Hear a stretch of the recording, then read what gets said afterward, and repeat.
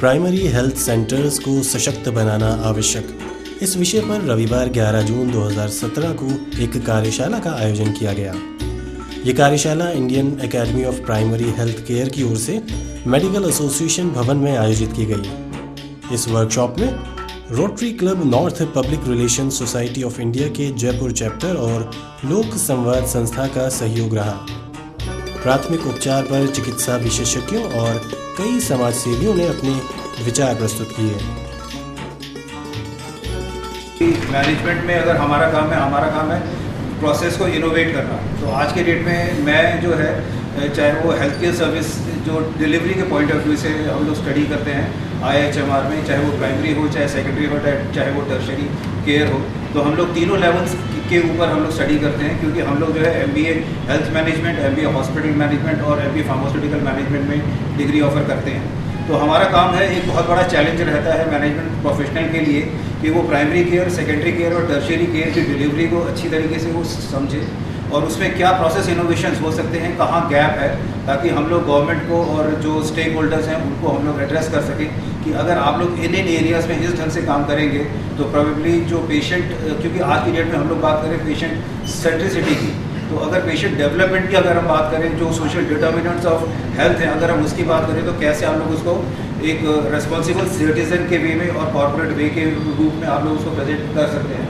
अगर मैं तीनों डिलीवरी सिस्टम्स की बात करूं, चाहे वो प्राइमरी हो, सेकेंडरी हो या टर्शरी हो, आज की डेट में ये तीनों ही सेक्टर्स इतने ज़्यादा फ्रेगमेंटेड हैं, डिसऑर्गेनाइज्ड हैं कि इनका आपस में कहीं कोई तालमेल अगर हम लोग लगाना चाहें या बिठाना चाहें तो बहुत मुश्किल होती है हम लोग को। बात नहीं होती। जो ये इश्यू है वो प्राइमरी हेल्थ केयर का है, एक डिस्पेंसरी का है, एक प्राइमरी हेल्थ सेंटर का है, एक सब सेंटर का है। छोटी क्लिनिक जो अपने मोहल्ले में बने डॉक्टर बैठे हैं उनका है, या जो स्पेशलिस्ट केयर दे रहे हैं कुछ लोग जो घर पे अपने क्लिनिक बना के, उसका है। तो मैं ये बताना चाह रहा हूँ कि ये जो डिवीज़न है, अभी जो डॉक्टर साहब ने बात की उसमें कहा कि primary secondary tertiary, primary secondary tertiary जो बना ये ब्रिटेन के UK कॉमनवेल्थ से बनाया और उस समय बनाया ये प्रिवेंटिव हेल्थ के लिए, ये कोई केयर के लिए नहीं है, क्योर के लिए नहीं है, इलाज के लिए नहीं है। ये अलग चला आ रहा है और लोग उसी पे पब्लिक हेल्थ वाले इसी पे बात करते हैं। अब जो हेल्थ केयर है या तो प्राइमरी है या प्रोसीजर है। ऐसी केयर जिसमें खाली पर्चा लिखा जाता है, बात की जाती है, समझाया जाता है। और दूसरी हेल्थ केयर है जिसमें कोई प्रोसीजर हो, प्रोसीजर एंडोस्कोपी हो जाए, एंजियोग्राफी हो जाए, ऑपरेशन हो जाए, ये बिल्कुल डिफरेंट कैटेगरी है। और प्राइमरी हेल्थ केयर बिल्कुल, प्राइमरी हेल्थ केयर में प्रोसीजर नहीं है, प्रोसीजर दूसरी जगह है। तो प्रोसीजर की जगह अलग है, प्राइमरी हेल्थ केयर अलग है। तो हेल्थ केयर को जो समझना है वो समझने में दो इश्यू हैं। ये प्राइमरी सेकेंडरी जगह जगह का खेल है। यहाँ जयपुर अलग है और अपने बिलवा गांव अलग है, उस जगह प्राइमरी हेल्थ चलती है।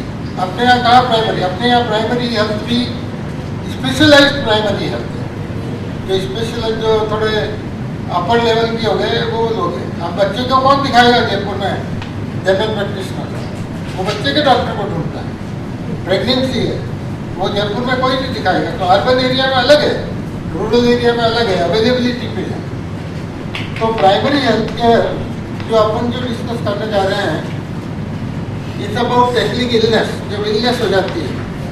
And the most dominant pathy is allopathy. Homeopathy, Ayurveda, Ayush और ये सब भी लग रहे हैं साथ, लेकिन ये भी चलेंगे और ये भी चलते रहेंगे। He had the knowledge of that patient in terms of social fabric and the family structure. Now that is entirely lost, and whether it is deduced between the secondary care or the tertiary. So I think Kunal started that we first have a first contact physician whose business is not to go for investigations. He sees the patient as a clinician, not as a man who uses a subject and technology as an object. And that is the first thing I think. And do we have this concept still permeating in the society, or Now, whom to send? You know, there is a plethora of growth in last 10 years about these investigations and tests. And the people who are trained in these fields are not matching the progress which is made in technology. For example, there is a CT scan.